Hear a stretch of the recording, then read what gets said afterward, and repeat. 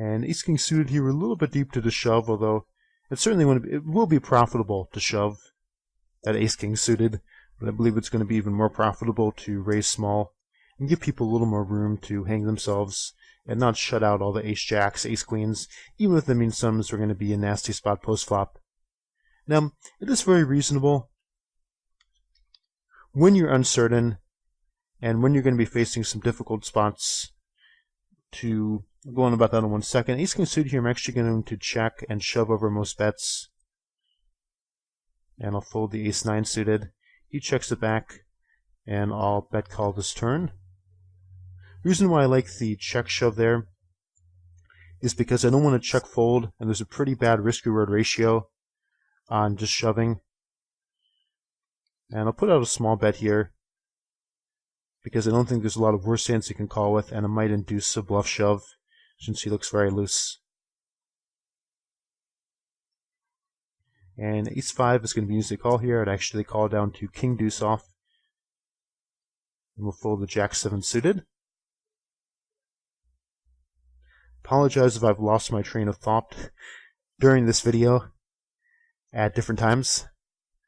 I'm not high or anything as I make it, but I think that's kind of the aspect of multi-tabling, particularly multi-tabling stacked at a lot of different stakes, is it can be tough to keep trains of thought and keep focused on what's going on one table as new tables are popping up. Pocket 10 here against this guy who's 69-13. I'm going to flat, actually. There aren't a ton of great options there. I don't really want to 3-bet and stack off, as we have a ton of equity at that table. And I don't really want to fold, given that it's a 69 VPIP. And now I'm going to bet small. If he shoves or something, I will just give it to him, even though it probably bets a lot. Queen 10 is a fold. I'm going to limp and go to try to get some fold equity with the 6-5 suited. And min raise the ace 10 suited, evaluate based on stats. I'll check back here and we'll evaluate on the river. And I'm going to bet small, and again hope to keep his range wide there with the aces and not just fold out most worse hands. We'll complete our limp and go against Talentaki 2 and open shove the king deuce suited. 10's close decision here, and I'm actually going to value bet this. I've timed out on 2 tables, which is unfortunate. And here we go, we're back.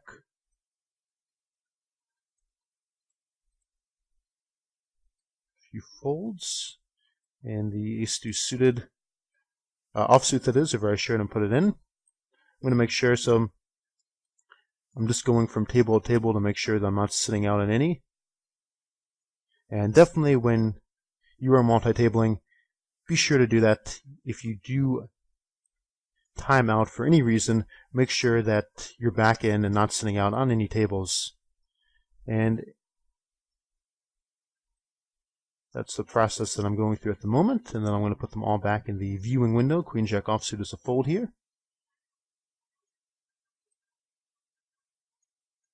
And it looks like we are set and officially sitting in on all of our tables.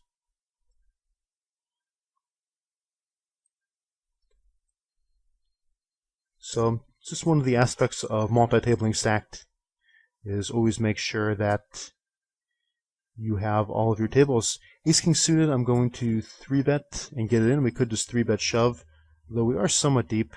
And Talentaki 2 snap 4-bet shoves, so we'll take a look and consider our odds and his range when that table pops back up. Ace King offsuit here, I'm just going to 3-bet shove. Pretty good risk-reward ratio there. We're facing a small blind open with the 5 deuce suited. And Ace Queen suited, I'm going to min raise there. Talentaki 2 shove here, I'm going to begrudgingly call that off and hope he has, it's a flip, or he has Ace King also. And I don't think we have great equity against his range, but we're getting extremely compelling odds to put it in there. We're getting better than 2 to 1, And it's hard not to have the equity you need getting better than 2 to 1.